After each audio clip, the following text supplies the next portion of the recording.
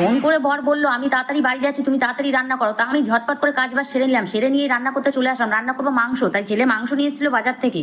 যাই হোক, মাংসটা খুব ভালো একটা আনিনি, হাড্ডি গুড্ডি যেন ভর্তি নিয়ে এসেছে মাংসটার মধ্যে। আমার মাংসটা দেখে পছন্দও হয়নি। যাই হোক, না হলেই বা কি, রান্না তো করতে হবে। তাতে প্রথমেই আলুটাকে ভেজে নিলাম, ভেজে নিয়ে তুলে নিয়েছি।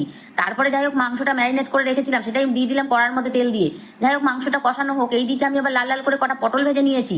আর বরের জন্য আবার একটু ঘ্যাটকুল পাতা, পটল ভাজাটা তো নামিয়ে নিলাম, তারপরে একটু বরের জন্য আবার ঘ্যাটকুল পাতা বাটা করে নিয়েছিলাম। যাই হোক, কড়ার মধ্যে তেল দিয়ে তারপরে ঘ্যাটকুল পাতা বাটাটা দিয়ে দিয়েছি, দিয়ে বেশ ভালো করে একটু নুন হলুদ দিয়ে ভালো করে ভাজা ভাজা করে নিলাম। এইদিকে ঘ্যাটকুল পাতা হয়ে গেল, এদিকে পটল ভাজা হয়ে গেল। ও মা, এদিকে তো মাংসটা হচ্ছেই না, আস্তে আস্তে যদিও কষিয়ে মানে করছি মাংসটা। যাই হোক, মাংসটা আমার কষানো হয়ে গেছে, জল ঢেলে দিলাম, তারপর ঝোলটা ফুটে এসে গরম মশলা দিয়ে নামিয়ে নিলাম।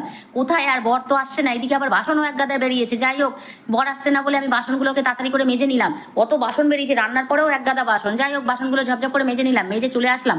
এসে দেখি ও মা, তারপরে বর চলে আসলো। তা বরকে বললাম আমার খুব খিদে পেয়েছে, চলো আগে দুজনে খেয়ে নিই, তারপরে যা কাজ হয় হবে গানে। তারপরে যাই হোক, বরকে খেতে দিয়ে দিলাম, আমিও খেতে নিলাম। বর তো বগর বগর করছে যে তুমি আগে খেয়ে নিতে পারতে। আমি যে আগে তুমি খাবে না আমি আগে খাবো, তাই হয় নাকি? রোজই তো আমি একা একা খাই। তো যাই হোক, দুজনে আছি, দুজনে একসঙ্গেই খাবো। যাই হোক বন্ধুরা, আমি আর আমার বর দুজনে খেতে থাকি। তোমরা কিন্তু ফলো সাবস্ক্রাইব করতে একটুও ভুলো না।